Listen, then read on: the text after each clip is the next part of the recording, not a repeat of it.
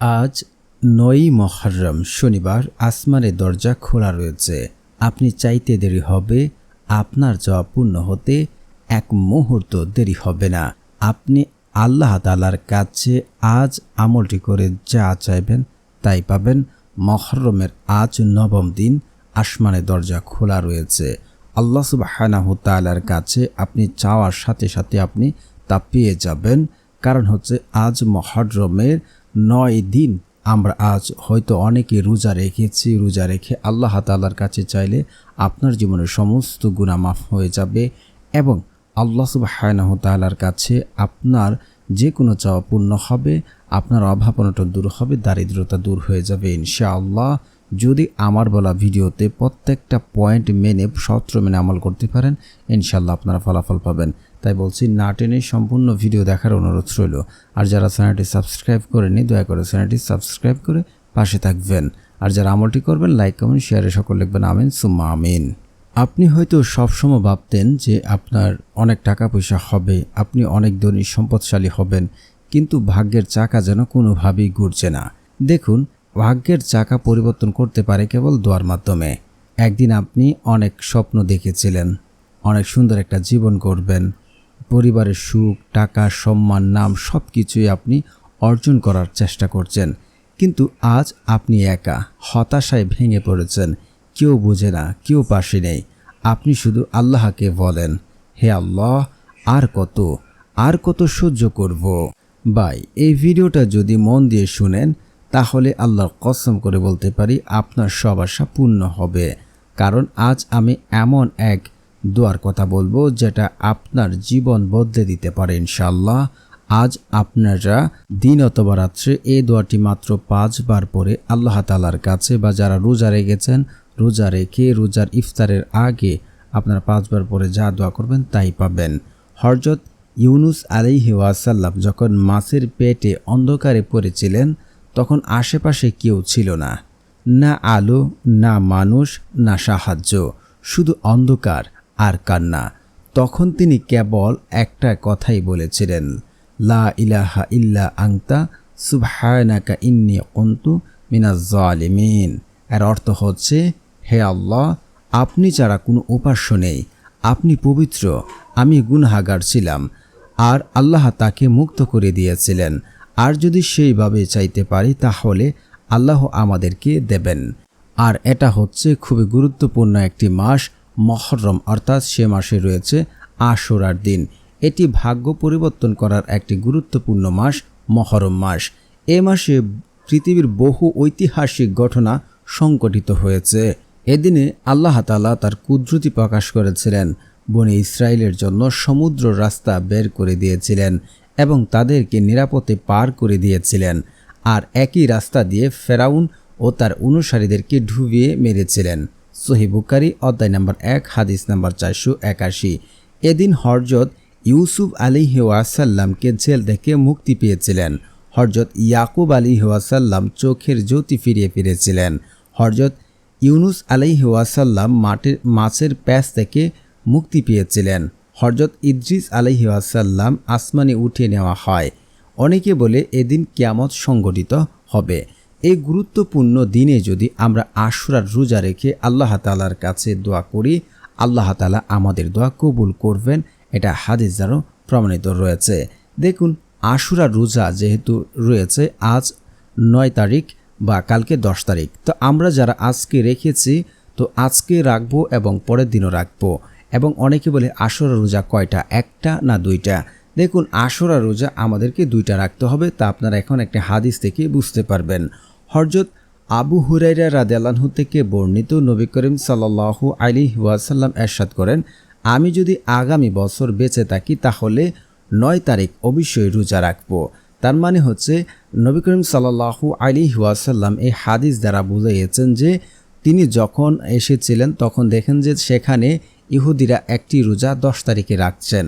তখন তিনি বললেন যে অবশ্যই আমি এই দিন তো রাখবই, তখন আগে মতন 1 পিস করে আমি একটি রোজা রাখবো। সহিহ মুসলিম অধ্যায় নম্বর 1 হাদিস নম্বর 359। সাহাবী আবু কাতাদা রাদিয়াল্লাহু আনহু থেকে বর্ণিত, নবী করিম সাল্লাল্লাহু আলাইহি ওয়াসাল্লাম ইরশাদ করেন, আশুরার দিনে রোজা সম্পর্কিত আমি আল্লাহ তাআলার কাছে আশা রাখি এর মাধ্যমে তিনি বিগত 1 বছরের গুনাহ ক্ষমা করে দেবেন। সহিহ মুসলিম হাদিস নাম্বার 1162। আপনি কি বুঝতে পেরেছেন?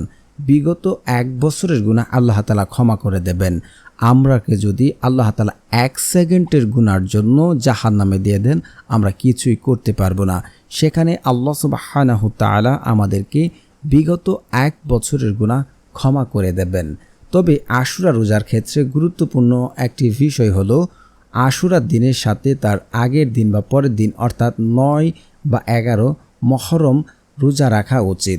কারণ আশুরার দিনকে আহলে কিতাব বা সম্মান করে, তারাও এই দিনে রোজা রাখে। তাই তাদের সঙ্গে মুসলমানদের আমলের পার্থক্য স্পষ্ট জরুরি একটি বিষয়। তো প্রিয় বন্ধুরা, আমরা বুঝতে পেরেছি যে আশুরার দিনে রোজা কতটা গুরুত্বপূর্ণ। আমরা রোজা কয়টি রাখবো, 1টি না 2টি, আমরা তাও জানতে পেরেছি। এখন কথা হচ্ছে তাহলে আশুরা রোজা অবস্থায় কোন কোন সময় আমাদের দোয়া কবুল হতে পারে বা দোয়া কবুল হয়ে থাকে। তো দেখুন, প্রথমত হচ্ছে আসরের পরে বিকালের সময়, মানে তখন কিন্তু আমরা আসরের পর যখন আমরা এদিন সারাদিন রোজা রেখেছি, তখন কিন্তু আমরা রোজা অবস্থায় রয়েছি, তার জন্য আমাদেরকে ইফতার করতে হবে। ওই সময়টুকু হচ্ছে আসরের পর বিকাল সময়। ওই সময়টাকে দোয়া করলে দোয়া কবুলের বিশেষ মুহূর্ত বলা হয়েছে। হাদিস অনুযায়ী শুক্রবার আসরের পর যেমন দোয়া কবুল হয়, আশুরার দিনও এ সময় বিশেষ গুরুত্বপূর্ণ রাখে। তো আমরা যদি রোজা অবস্থায় ওই সময় দোয়া করি, আল্লাহ তাআলা আমাদের দোয়া ওই সময় কবুল করে দেবেন। সূর্য ডুবার আগে, মাগরিবের একটু আগে, মানে শেষ সময়, এই তো আমি বললাম ইফতারের আগে শেষ সময় যখন বান্দা আল্লাহর কাছে দোয়া করে, ওই সময়ও খুব গুরুত্বপূর্ণ। কারণ এটি দিনের শেষ ভাগ এবং ওই সময় আল্লাহর রহমত বেশি বর্ষিত হয়ে থাকে। তৃতীয়ত সময় হচ্ছে রোজা অবস্থায় দোয়া করা, মানে আমরা যেহেতু আশুরা রোজা রাখবো, ওই সময় আমরা বেশি বেশি চেষ্টা করব ইস্তেগফার পড়ার জন্য। ইস্তেগফারের এত ফজিলত যা আপনি কল্পনা করতে পারবেন না। যদি আপনি ইস্তেগফার পড়েন, আপনার জীবনের যত অভাব অনটন, দারিদ্রতা, বিপদ আপদ থাকবে, আল্লাহ তাআলা কুদরতিভাবে তা দূর করে দেবেন এবং আপনাকে এমন সকল জায়গা থেকে, এমন সকল উৎস থেকে রিজিক দেবেন যা আপনি কোনোদিন কল্পনা করেননি, আপনি চিন্তাও করেননি। অবশ্যই আপনারা আশুরা রোজা রেখে সমস্ত দিন ইস্তেগফার পড়ার চেষ্টা করবেন। দেখুন, রোজা অবস্থায় দোয়া কবুল হয়। রোজাদার ব্যক্তির দোয়া আল্লাহ কখনোই ফিরিয়ে দেন না, এটি হাদিস দ্বারা প্রমাণিত রয়েছে। আশুরার দিন রোজা রেখে দোয়া করলে দোয়া কবুল হওয়ার সম্ভাবনা বেড়ে যায়।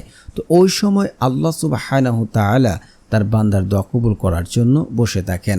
আল্লাহ তাআলা পবিত্র কুরআনে বলেন, উদউনি আস্তাজিব লাকুম, তোমরা আমাকে ডাকো, আমি তোমাদের ডাকে সাড়া দেব। আল্লাহ তাআলা আরও বলেন, তোমরা আমার কাছে দোয়া করো, আমি তোমাদের দোয়া কবুল করব। তো প্রিয় বন্ধুরা, আজ যেহেতু 9 মুহররম, অর্থাৎ আমরা আশুরার দিনে রোজা রাখবো, বা যারা রাখিনি গতকালকে রাখবো এবং পরের দিনও রাখবো। এদিন আল্লাহ তাআলার কাছে যদি আপনি চান, আল্লাহ তাআলা আপনার চাওয়া পূর্ণ করবেন, এমনটাই আল্লাহ রাসূল সাল্লাল্লাহু আলাইহি ওয়াসাল্লাম বলেছেন। তো তারপরে এদিন আমরা সবচেয়ে বেশি করে দুরূদ শরীফ পাঠ করব, কারণ দুরূদবিহীন কখনোই দোয়া কবুল করা হয় না। আপনি সমস্ত দিন রোজা রেখেছেন, এখন আপনি আল্লাহ তাআলার কাছে দোয়া করবেন, আপনি চাচ্ছেন আপনার দোয়া আল্লাহ তাআলা কবুল করে নেক, তাহলে আপনাকে অবশ্যই বেশি করে দুরূদ শরীফ পড়তে হবে। কারণ রাসূল সাল্লাল্লাহু আলাইহি ওয়াসাল্লামের উপরে যখন কেউ দুরূদ পড়ে না, তার দোয়া কবুল করা হয় না, সেটা আসমানে গিয়ে ঝুলন্ত অবস্থায় থাকে। তো যারা দুরুদে ইব্রাহিম পড়েন, আপনারা দুরুদে ইব্রাহিম পড়ে নেবেন, না হয় ছোট্ট দুরুদগুলো আপনারা পড়ে নেবেন। সাল্লাল্লাহু আলাইহি ওয়াসাল্লাম, সাল্লাল্লাহু আলাইহি ওয়াসাল্লাম, সাল্লাল্লাহু আলাইহি ওয়াসাল্লাম, আপনারা এই দুরুদটি বেশি বেশি পড়ে নেবেন। তারপরে হচ্ছে আপনাদের দোয়া দ্রুত কবুল হওয়ার জন্য আপনারা পড়তে পারেন আয়াতুল কুরসি। আয়াতুল কুরসির এত ফজিলত যা আপনি অবাক হয়ে যাবেন। হযরত আবু উমামা রাদিয়াল্লাহু আনহু থেকে বর্ণিত, আল্লাহ রাসূল সাল্লাল্লাহু আলাইহি ওয়াসাল্লাম বলেছেন, প্রতি ফরজ নামাজের পর যে ব্যক্তি আয়াতুল কুরসি পড়বে, তার জান্নাতে যাওয়ার পথে মৃত্যু ছাড়া আর কোনো বাধা থাকে না। মানে আপনি যদি প্রত্যেক ফরজ নামাজের পর, আমরা যেহেতু মুসলিম, আমরা সবাই চাই যে দুনিয়াতে যেমন টাকা পয়সা চাই, মৃত্যুর পরে আমরা চাই আল্লাহ তাআলা যেন আমাদেরকে জান্নাত দান করেন। কিন্তু এটা রাসূল সাল্লাল্লাহু আলাইহি ওয়াসাল্লাম আগেই সুসংবাদ শুনিয়ে রাখছেন যে যে ব্যক্তি প্রত্যেক ফরজ নামাজের পর আপনার আয়াতুল কুরসি পড়বে, তার জান্নাতে যেতে বাধা থাকবে কেবল মৃত্যু। তার মৃত্যু হয় না বিদায় সে জান্নাতে যেতে পারছে না। যদি আপনার মৃত্যু হয়, আপনি যদি আমল করেন, আপনার জন্য জান্নাত অবধারিত থাকবে। আর কেউ একবার জান্নাতে গেলে সে আর কখনোই জাহান্নামে ফিরে আসবে না। তো আমরা চেষ্টা করব আয়াতুল কুরসি সবসময় পড়ার জন্য, রাত্রে পড়ার জন্য, 5 ওয়াক্ত নামাজের পর পড়ার জন্য। তো আপনারা আয়াতুল কুরসি পড়ে নেবেন। তারপরে হচ্ছে আপনারা এই দোয়াটি, যেহেতু আমরা আজকে 9 মুহররম এই আমলটি করছি, আমরা ইফতার সামনে রেখে এই দোয়াটি আমরা শুধু 5 বার পড়ে নেব। দোয়াটি হচ্ছে, তো তার আগে যারা ভিডিওটি দেখছেন অবশ্যই আমার চ্যানেলটি সাবস্ক্রাইব করবেন, ইনশাআল্লাহ আপনাদেরও মনের আশা পূর্ণ হবে। তো সেই দোয়াটি হচ্ছে, আমি পড়ছি, আল্লাহুম্মা ইন্নী আউযু বিকা মিনাল কুফরি ওয়াল ফাখরি, আল্লাহুম্মা ইন্নী আউযু বিকা মিনাল আযী ওয়াল কবরি, লা ইলাহা ইল্লা আনতা। আমি আবারও পড়ছি, আল্লাহুম্মা ইন্নী আউযু বিকা মিনাল কুফরি ওয়াল ফাখরি, আল্লাহুম্মা ইন্নী আউযু বিকা মিনাল আযী ওয়াল কবরি, লা ইলাহা ইল্লা আনতা। আবু দাউদের হাদিসে এই দোয়াটি রয়েছে। আপনি আমল করে আল্লাহ তাআলার কাছে দুহাত তুলে দোয়া করুন, আপনার জীবনের দারিদ্রতা, অভাব অনটন, বিপদ আপদ যত সমস্যা আছে আল্লাহ তাআলার কাছে খুলে বলুন, দুনিয়ার কারো কাছে নয়। তারপর দেখুন আপনার ভাগ্যের চাকা কিভাবে পরিবর্তন হচ্ছে, আপনার ভাগ্য কিভাবে পরিবর্তন হয়। একই এবং বিশ্বাস রেখে, কান্নাকাটি করে, পূর্বে পাপের জন্য লজ্জিত হয়ে সমস্ত দিন রোজা রেখে আল্লাহ তাআলার কাছে দোয়া করুন, আপনার ভাগ্য পরিবর্তন হবে ইনশাআল্লাহ। আমল বহুবার পরীক্ষিত। আজকের এই আমলটি যারা করছেন অবশ্যই একটি লাইক করবেন এবং কমেন্টে সকলে আপনাদের মনের আশাগুলো লিখে যাবেন এবং দিনী ছাত্রে ভিডিওটি শেয়ার করে দেবেন আর সকলে লিখবেন আমিন সুম্মা আমিন।